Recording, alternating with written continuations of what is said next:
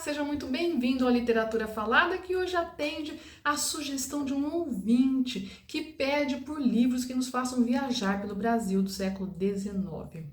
Quando a gente pensa no Rio de Janeiro, eventualmente São Paulo do século XIX, fica mais fácil em viajar por esses espaços. Isso porque a maioria dos escritores, mesmo que não fossem nascidos no Rio de Janeiro, eles publicavam no Rio e era lá que mais circulavam as suas obras. Então, se a gente pegar aí Machado de Assis, José de Alencar, falando da narrativa, então você vai ter aí uma boa mostra do Rio de Janeiro daquela época, né? Eu cito especialmente o Machado de Assis, né, cujas personagens são inspiradas em pessoas da época que circulam pela cidade do Rio de Janeiro, com seus costumes, seus hábitos, enfim. Se você quiser viajar pelo Rio de Janeiro do século XIX, leia Machado de Assis. Dentro dessa perspectiva, eu cito aqui um romance muito interessante, publicado em 2010, que é O Dom do Crime, do Marco Lucchesi. Em O Dom do Crime, o Marco Lucchesi cria uma ficção muito interessante,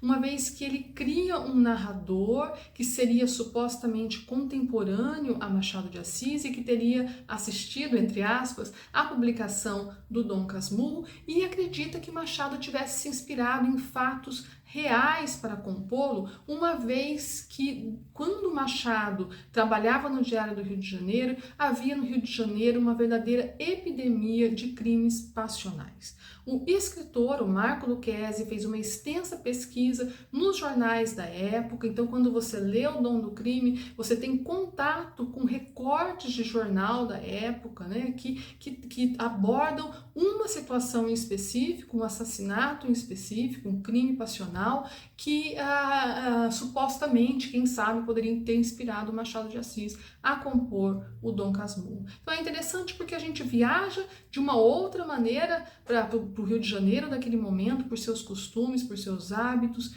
enfim, vale super a pena ler.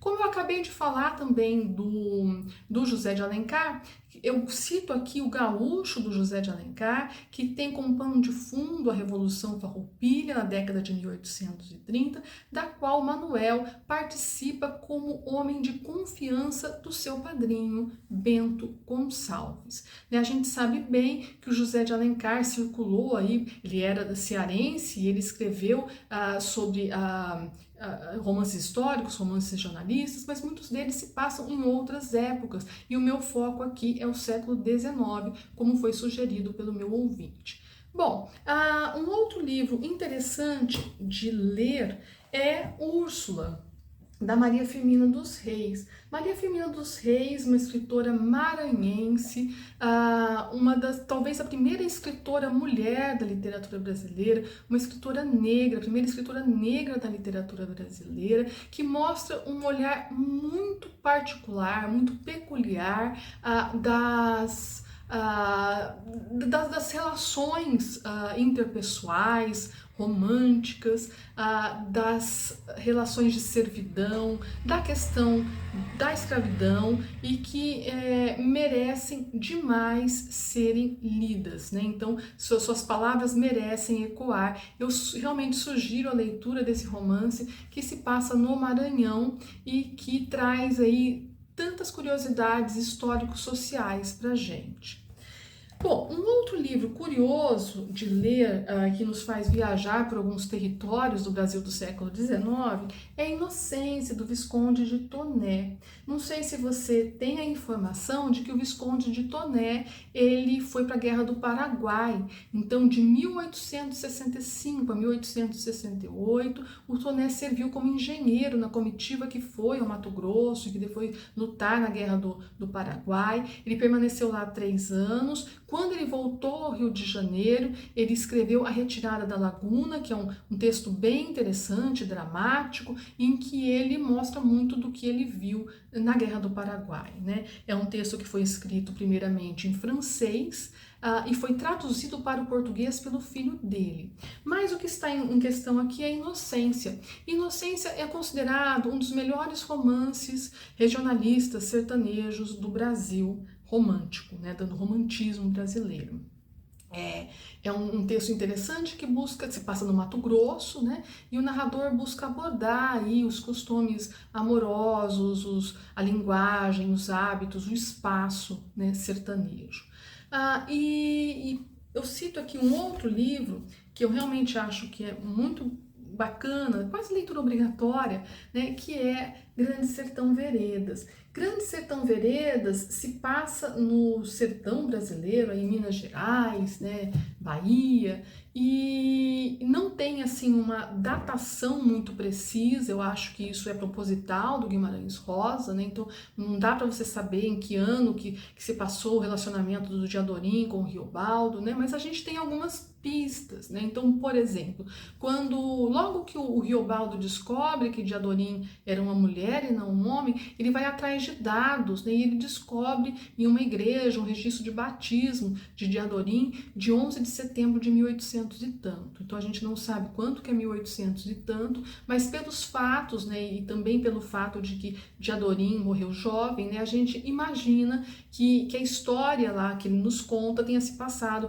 no fim do século XIX, eventualmente no começo do século XX. Mas eu acho muito interessante a leitura, principalmente quando a gente contrapõe com livros como, por exemplo, Inocência.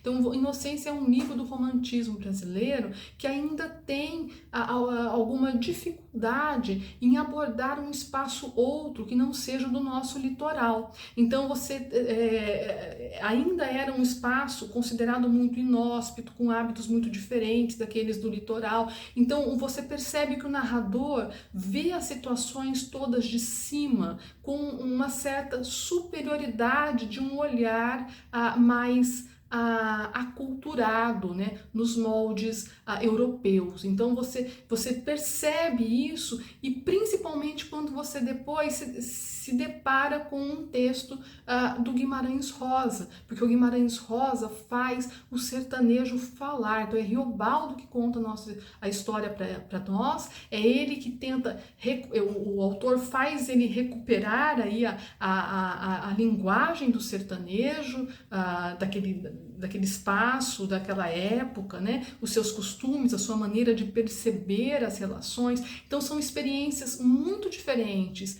de escrita e, consequentemente, de leitura para a gente. Então, ler um texto e outro, você vai perceber que um ainda está buscando uma maneira de retratar aquele espaço e aquela matéria, enquanto o outro já descobriu uma maneira dele de fazer isso. Então, são livros interessantes nesse sentido.